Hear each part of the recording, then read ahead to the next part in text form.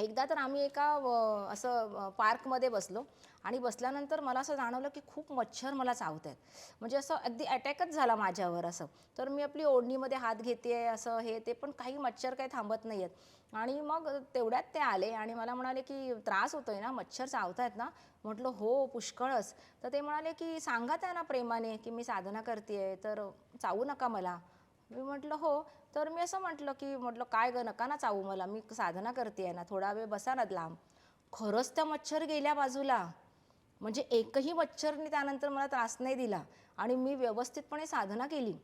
म्हणजे मला इतकं आश्चर्य वाटलं की मच्छरसुद्धा आपले शब्द समजू शकते आणि तिला कळतं की बाबा हिला साधना करायची आणि आपण दूर जावी. म्हणजे अशा डोक्यावर अशा घोंगावत होत्या त्याही निघून गेल्या सगळ्या आणि मी पुढे जवळ-जवळ अर्धा पाऊण तास निवांतपणे बसून साधना करू शकली. म्हणजे असं खूप त्यांनी छान वेगवेगळे अनुभव